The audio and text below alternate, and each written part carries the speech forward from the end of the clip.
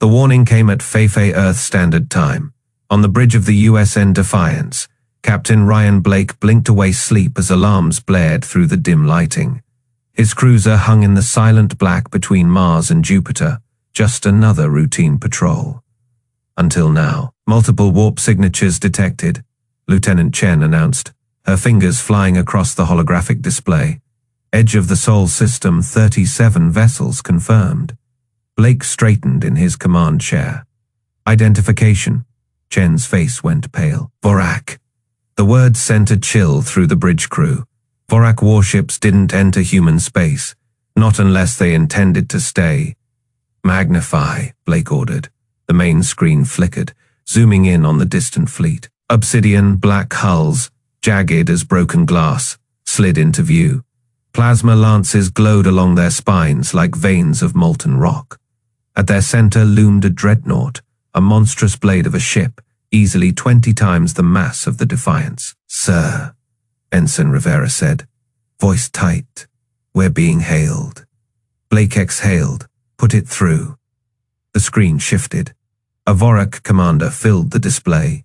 Chitinous plates layered like armor, 4 crimson eyes burning with cold amusement. His mandibles flexed as he spoke, the translation software rendering his words in a deep, grating tone.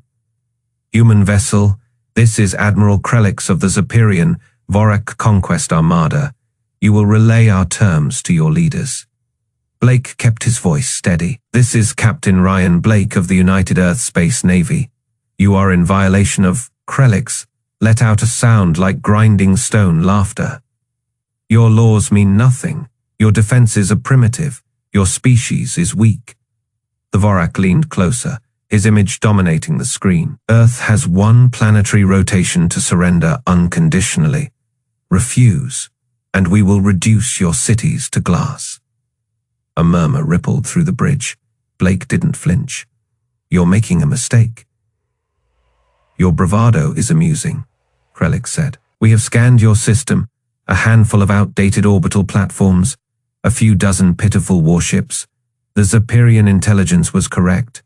Your kind never evolved beyond prey. Blake's fingers tightened on the armrest. We've beaten worse than you. Krelix's mandibles spread wide. Then let your defiance be your epitaph. The transmission cut abruptly, leaving the bridge in silence. For a long moment, no one spoke. Then Lieutenant Chen cleared her throat. Captain, orders? Blake stared at the frozen image of the Vorak fleet. 37 warships. Against Earth's scattered defenses. It was over before it began. Unless, open a secure channel to Fleet Command, Blake said. Priority Alpha. Ensign Rivera hesitated. Sir, the Vorak will intercept. Blake allowed himself a small, grim smile. I want them to hear this. The comms officer nodded, hands flying across his console. A moment later, the secure link chimed. Defiance to USN High Command, Blake said, voice clear. The Vorak Armada has entered Sol. They've issued an ultimatum. He paused. They think we're defenseless. A beat of silence. Then Fleet Admiral Hayes' voice crackled through the speakers, calm as steel. Good. Let them. The channel closed. Blake turned back to his crew. Set course for Mars, full burn. Lieutenant Chen frowned. Mars, but the orbital defenses there are exactly where they need to be, Blake said. He leaned back in his chair, watching the Vorak fleet on the screen.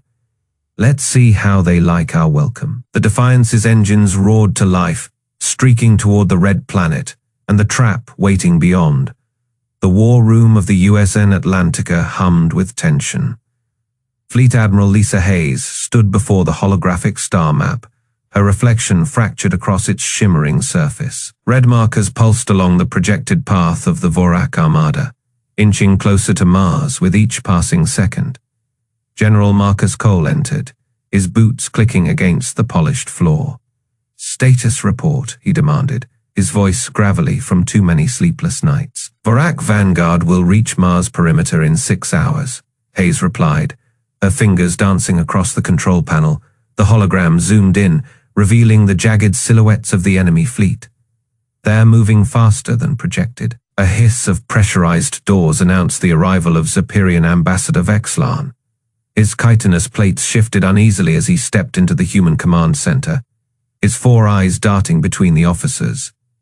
"You cannot win this," he said, his voice a modulated rasp. "The Vorak have crushed species with 10 times your fleet strength." Hayes didn't look up from the display. "We're aware of their record." Vexlan's mandibles twitched. "Then you understand the futility of resistance. Surrender now, and they may spare your civilian populations." General Cole barked a laugh. "Spare us. The Vorak don't take prisoners. They glass worlds for fun." The ambassador's exoskeleton darkened, a Zephyrian sign of agitation. "Then you doom your people for pride." Hayes finally turned, her gaze steady. "Ambassador, you've been pushing for Earth's integration into the Federation for years. Why the sudden concern?" Vexlan hesitated. "Because I have seen what happens to those who defy the Vorak. Your species is young. You don't understand the scale of their wrath." Cole crossed his arms. "Funny, we've got a saying on Earth, never bring a knife to a gunfight." The hologram flickered as new data streamed in. A junior officer, Ensign Park, spoke up. "Admiral, we're receiving a priority transmission from Lunar Command. They're requesting authorization for Operation Silent Hammer." Hayes exchanged a glance with Cole. The general gave a single nod. "Do it," Hayes said. Vexlan's antennae stiffened. "What is this operation?" Cole smirked. "Insurance." The hologram shifted, zooming out to display the entire Sol system. Hidden markers blinked to life, dozens of them, scattered across asteroids, dormant defense platforms, and even derelict human freighters. The ambassador's breath hitched. "These are not as abandoned as they look." Hayes finished. Vexlan stepped closer, his voice dropping. "You've been preparing for this." Cole's grin was razor sharp. "Since first contact.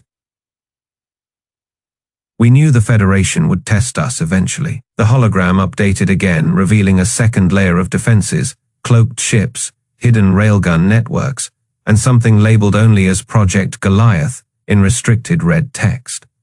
Hayes tapped a command, and the display locked onto the Vorak mothership. "They think we're weak because we never flaunted our strength." She met Vexlan's stunned gaze. "Big mistake." The ambassador's exoskeleton paled. "You wanted them to underestimate you." Cole chuckled. "Now they're walking right into the kill box." A tense silence settled over the room. Then, from the corner, Ensign Park cleared his throat. "Admiral, the Vorak have just crossed the Mars perimeter. They're accelerating toward Earth." Hayes didn't hesitate. "Activate all defensive grids and send the signal to the Black Fleet." Vexlan's voice was barely a whisper. "Black Fleet." Hayes turned back to the hologram, watching as new blue markers flared to life. Hundreds of them, emerging from behind moons and asteroid belts. "Time to show them why humanity never bowed," she said. The Vorak Armada surged toward Mars like a swarm of obsidian daggers, their plasma lances glowing with pent-up energy. Battlemaster Draxus watched from the bridge of his flagship, the Revenant's Maw, his 4 eyes narrowed in anticipation. The human defenses were pitiful, a few outdated orbital platforms, their railguns cold and silent. "Scan complete," hissed his tactical officer, a younger Vorak whose carapace still bore the fresh scars of his first blooding. "No energy signatures, no fleet movements. The prey has abandoned their outer worlds." Draxus flexed his clawed hands. "Or they are cowards hiding in their burrows." He turned to the comms officer. "Open a channel to the Harbinger. Tell Admiral Krelix the path to their homeworld is clear." The scout ship's response crackled through the bridge speakers. "Confirmed, Battlemaster, proceed at will. The humans have no answer for..." The transmission cut off. Draxus stiffened. "Report." Before his crew could respond, the void around Mars erupted. Asteroids that had drifted silently for decades split open like rotten fruit, revealing hidden railgun platforms beneath their rocky shells. Their barrels spun up with mechanical precision, targeting solutions locking onto the Vorak vanguard in milliseconds. Evasive maneuvers? Draxus roared too late. The first tungsten slug punched through the Revenant's Maws' forward shields like they were paper. The impact sent the bridge crews sprawling, consoles exploding in showers of sparks. Draxus hauled himself upright just in time to see the second wave of projectiles streak toward his fleet. "Shields at Faye," screamed the tactical officer. "Return fire!" The Vorak plasma lances lashed out, but the human platforms were already retracting, their armored hatches slamming shut. The few shots that connected glanced harmlessly off reinforced plating. Then the third railgun barrage hit. This time, the Revenant's Maws' starboard engine array vanished in a fireball. Alarms wailed as atmosphere vented from a dozen breaches. Draxus clung to his command throne, his mandibles clicking in fury. Where did they get this technology? His second in command gasped, blood oozing from a gash in his exoskeleton. Draxus didn't answer. He was too busy watching the slaughter unfold. Human railguns didn't just fire. They fired in perfect, overlapping patterns. Each slug struck Vorak shields at their weakest frequency, calculated in real time by some unseen network. Ships that had weathered entire planetary bombardments crumpled like tin under the onslaught. The Harbinger's final transmission cut through the chaos. "Battlemaster, fall back. Their defenses are..." The scout ship vanished from the tactical display, replaced by a static-filled scream. Draxus snarled, slamming a fist into the armrest of his throne. "Full retreat. Get us out of their firing solution." But the humans weren't done. A new signal blipped on the scanners. Small, fast, moving contacts streaking up from the Martian surface. Fighters. No, too small. Missiles, thousands of them. They weaved through the debris field with unnatural precision, homing in on the surviving Vorak vessels. Draxus watched in horror as the first wave detonated, not against hulls, but against shield emitters. The second wave struck engines, the third life support. By the time the Revenant's Maw limped out of range, half the Vorak Armada was drifting wreckage. On the bridge of the USN Defiance, Captain Ryan Blake watched the tactical feed with grim satisfaction. His comms officer turned to him, grinning. "They're running, sir, just like we planned." Blake didn't smile. "They'll be back. And next time, they won't underestimate us." He keyed a secure channel to Fleet Admiral Hayes. "Trap sprung. Phase 2 is ready." Somewhere in the void, hidden behind cloaking fields thicker than a planet's atmosphere, the real human fleet waited. The Vorak mothership, Dread Talon, hung in the void like a jagged executioner's blade. Its obsidian hull absorbed starlight, giving no reflection, no hint of weakness. On the bridge, Battlemaster Draxus studied the tactical display with satisfaction. Earth's orbital defenses had crumbled too easily. Mars had been a minor setback, but now nothing stood between his fleet and the human homeworld. "Scan complete," hissed a Vorak technician, its 4 clawed hands dancing over the console. Minimal fleet presence, only scattered patrol ships and outdated orbital platforms. Draxus' mandibles twitched in amusement. As expected, they spent their strength at Mars. He turned to his second. "Order the advance, burn their cities from orbit. Let the galaxy see what happens to those who defy the Vorak." Aboard the USN's stealth cruiser Phantom, Commander Jake Morrison watched the enemy's movements through a secure feed. His fingers hovered over the comm. "All units, confirm status." One by one, voices responded. Mjolnir Squadron cloaked and ready. Valkyrie Battle Group holding position. Railgun platforms Hydra through Typhon, primed and waiting. Jake allowed himself a grim smile. The Vorak had taken the bait, hook, line, and sinker. Their scanners showed exactly what humanity wanted them to see. A nearly defenseless Earth. On Dread Talon, the technician stiffened. Battlemaster, detecting minor energy fluctuations near the asteroid belt. Possibly debris. Draxus waved a dismissive claw. "Ignore it, focus the bombardment pattern on their population centers." The first wave of Vorak destroyers surged forward, plasma lances charging. They expected no resistance. They were wrong. The Phantom's tactical officer, Lieutenant Chen, whispered, "They're in the kill zone." Jake opened the fleet, wide channel, execute Iron Veil. Space itself seemed to ripple. 1,000 human warships decloaked simultaneously, not just near Earth, behind the Vorak Armada. Above them, below them, their adaptive camouflage dissolved like mist, revealing sleek hulls bristling with railgun batteries and missile pods. The Vorak technician shrieked, "Battlemaster!" Multiple contacts. They were hiding. Draxus' claws dug into his command throne. Impossible scans showed. Then the railguns fired. Tungsten slugs, accelerated to relativistic speeds, tore through Vorak shields like paper. Ships that had weathered asteroid impacts crumpled under the barrage. The Dread Talon's bridge shuddered as explosions rippled through the fleet.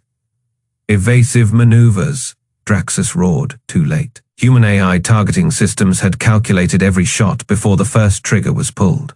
Vorak ships died in perfect synchronized volleys. Aboard the Phantom, Jake watched the carnage with cold satisfaction. "Tell Fleet Admiral Hayes the trap is sprung. The Vorak just learned why we don't fight fair."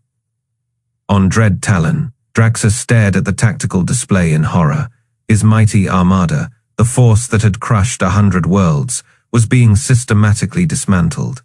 His comm crackled, a human voice, calm and deadly. "This is Fleet Admiral Hayes.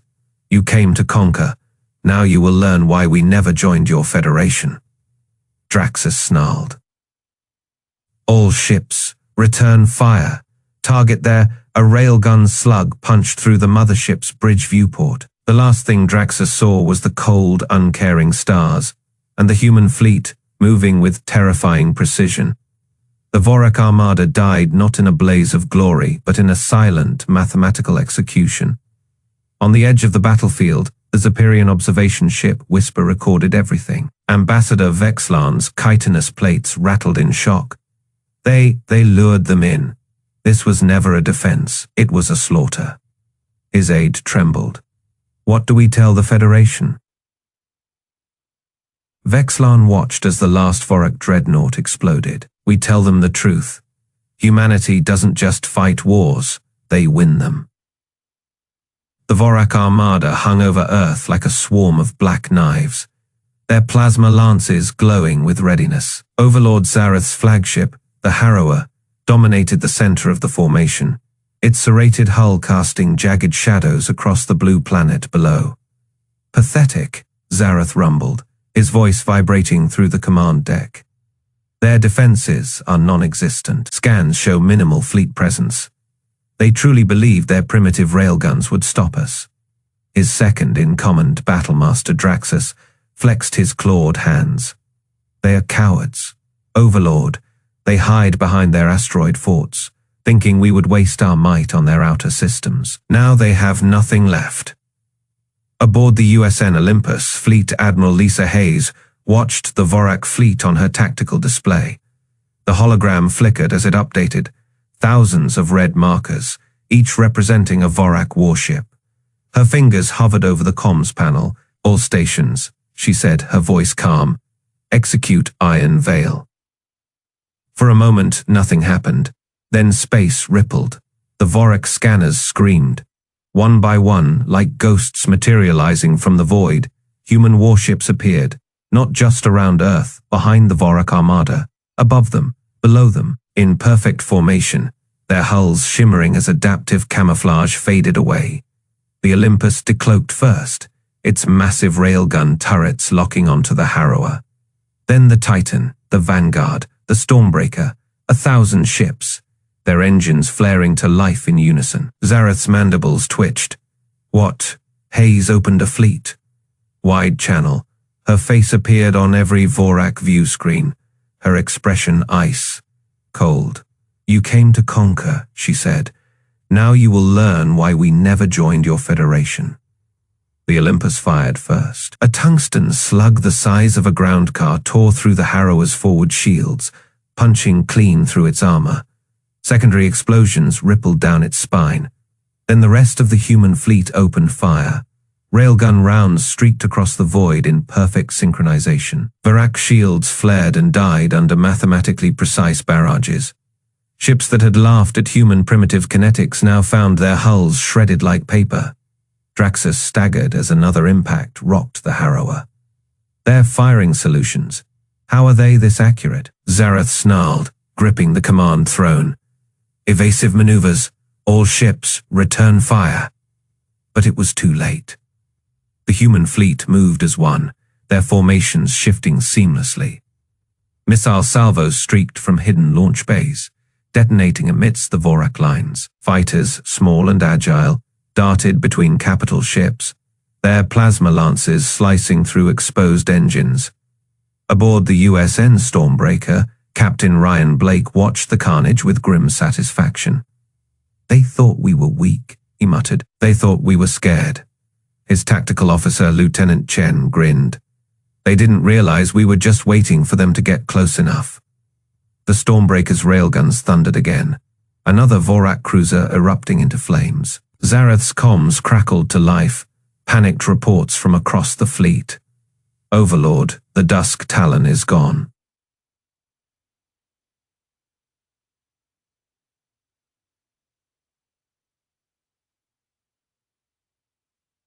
Shields failing on the Bloodfang. They're everywhere. This wasn't a battle. It was a slaughter. Hayes' voice cut through the chaos once more. Vorak Armada, this is your final chance. Surrender or be erased. Zareth's answer was a snarl. Never. The Olympus main railgun charged again. This time, it didn't miss. The Harrower's core detonated in a silent blue-white explosion, the shockwave rippling through the remaining Vorak ships. Draxus' last transmission echoed across the fleet before static swallowed it. They were hiding this? Then the hammer fell. Human fighters swarmed the survivors. Railguns fired in relentless volleys. The Vorak Armada, once an unstoppable force, now scattered like leaves in a storm. Aboard the Olympus, Hayes watched the last of the Vorak ships attempt to flee. Let them go, she said. Let them tell the galaxy what happens when you threaten Earth. The Zepyrian ambassador Vexlan stood frozen on the observation deck, his chitinous plates trembling. Hayes turned to him, her smile razor thin. Now, she said, we talk. The void of space lit up with the synchronized fury of human railguns. Across the battlefield, tungsten slugs screamed through the vacuum at relativistic speeds, each shot calculated to the millimeter. Vorak shields flared and died in rapid succession, their energy matrices overloading under mathematically perfect firing solutions. All batteries fire at will, Fleet Admiral Hayes commanded, her voice calm over the fleet-wide channel. Target their dreadnought's core. On the bridge of the USN Defiance, Captain Ryan Blake watched as the tactical display updated in real time. The Vorak mothership, a monstrous serrated blade of black metal, shuddered under the relentless barrage. They're scrambling fighters, his tactical officer reported. Too late for that, Blake smirked. Activate point, defense grid. Let's swat their flies. Across the human fleet, automated turrets whirred to life. Vorak fighters, sleek and deadly, streaked toward the human lines, only to disintegrate in hails of hypervelocity rounds. A pilot's voice crackled over the comms. Fox 3, that is another one down. Inside the Vorak mothership, Overlord Zareth gripped the arms of his command throne as another impact rocked the vessel. How? He roared at his sensor officers. Their weapons, their accuracy. This is impossible. A trembling subordinate turned, his carapace plates rattling. My lord, their firing solutions account for our evasive maneuvers before we make them. They're predicting our every... The ship lurched violently as a tungsten slug punched through 3 decks and detonated near the reactor core. Alarms wailed. Core breach imminent. An engineer shrieked. Zareth's mandibles clenched. Full retreat. All ships withdraw. But it was too late. The USN Black Star, A stealth cruiser lurking unseen at the edge of the battle, locked onto the mothership's weakened aft section. Launching Hammerfall, Commander Jake Morrison said, his finger hovering over the firing trigger. The missile streaked away, a silent predator in the dark. It slipped past the Vorak's failing defenses and buried itself deep within the dreadnought's hull. For a heartbeat, nothing happened. A blue-white explosion ripped through the mothership, tearing it apart from the inside. The shockwave sent debris spinning into the void, scattering the remnants of the Vorak fleet like leaves in a storm. On the bridge of the Defiance, Blake watched the fireball fade. That is one less problem. Across the battlefield, Vorak ships floundered, their formations shattered. A frantic transmission burst through the comms, a Vorak captain screaming to his surviving vessels, "Fall back, fall back." They were hiding this. Human fighters swooped in for the kill, their pilots whooping over the radio, like shooting fish in a barrel. One crowed. Admiral Hayes allowed herself a small smile as the tactical display updated green icons, outnumbered red 10-1 now. All ships advance, clean up the stragglers. The remaining Vorak ships, those that could still move, turned tail and burned hard for the system's edge. A few tried to jump to warp, only to be intercepted by human destroyers lying in wait near the gravity wells. One by one, the alien ships died. By the time the last Vorak cruiser exploded in a silent fireball, the battle was over. The Sol system belonged to humanity. On the bridge of the Atlantica, Fleet Admiral Hayes turned to her comms officer, "Open a channel to the Zephyrian ambassador." The screen flickered to life, revealing Vex'lan's chitinous face, his plates shifting in undisguised shock. You annihilated them." Hayes folded her hands behind her back. "We did warn them." Vex'lan's voice trembled. "The Federation will hear of this." "Good," Hayes said. "Let them." She cut the transmission and turned to her crew. "Stand down to Condition 2, and someone get me a coffee." Across the fleet, human crews cheered. They had won, and the galaxy would never underestimate them again. The bridge of the USN Atlantica hummed with quiet efficiency. The glow of holographic displays casting shifting blue light across Fleet Admiral Lisa Hayes' face. Behind her, the massive viewport showed the aftermath of battle, twisted Vorak wreckage drifting in the void. Their once proud armada reduced to scrap metal and frozen corpses. Zephyrian Ambassador Vex'lan stood rigid near the tactical table, his chitinous plates clicking together in what humans had learned was a sign of distress. His four eyes darted between the wreckage outside and Hayes' calm expression. This was not possible," he said, his translator implant struggling with the tremor in his voice. Hayes turned from the viewport, her boots clicking against the deck. "The scans don't lie, Ambassador." She gestured to the tactical display, where the last Vorak dreadnought's signature flickered out. Their entire invasion force gone. Vex'lan's mandibles worked silently for a moment before he found his voice. "Your fleet was supposed to be outdated. Your technology inferior. The Federation's intelligence reports were exactly what we wanted you to see," Hayes interrupted. She tapped a command into her wrist console, and the holographic display shifted to show Earth's defense grid, hundreds of hidden shipyards, weapons, platforms, and training facilities that had never appeared on any alien scan. "For 50 years, we let you believe we were weak." The ambassador's carapace darkened with shock. "But why? You could have joined the Federation as equals centuries ago."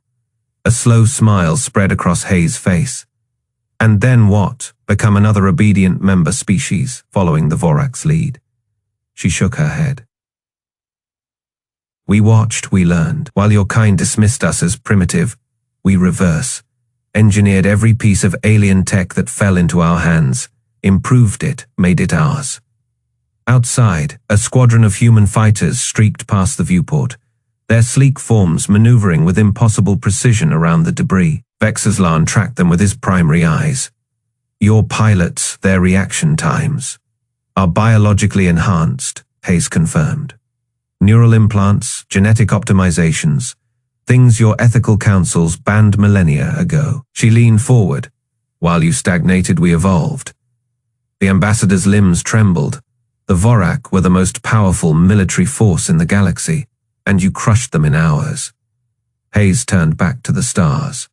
They made one fatal mistake, Ambassador. They assumed we'd fight fair. A warning chime sounded, and a junior officer spoke up from the comm station. Admiral, we're receiving a priority transmission from the Zephyrian High Council. They're requesting no, begging for an immediate ceasefire. Vexilon's antennae drooped. They fear you'll turn your weapons on us next. Hayes didn't answer at first. Instead, she watched as a salvage team's floodlights illuminated the shattered hull of the Vorak command ship. Its serrated edges now just another piece of cosmic debris. We're not conquerors, Ambassador, we never were. She turned to face him fully. But make no mistake, from this day forward, humanity will be heard. The weight of her words hung in the air. Vexilon bowed his head, a gesture of respect his species reserved only for those who had earned true fear. What happens now? Hayes walked to the elevator at the rear of the bridge, pausing just before the doors opened.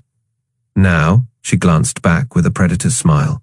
Now you go home, and you tell them exactly what you saw here today. As the doors closed behind her, Vexilon stared at the tactical display, at the hundreds of human warships now decloaking near Jupiter, at the weapons platforms activating across the solar system. For the first time in his long diplomatic career, the Zephyrian ambassador understood true terror. On the main view screen, Earth glowed blue and serene against the blackness of space. Peaceful, inviting. A lie. The greatest lie the galaxy had ever believed.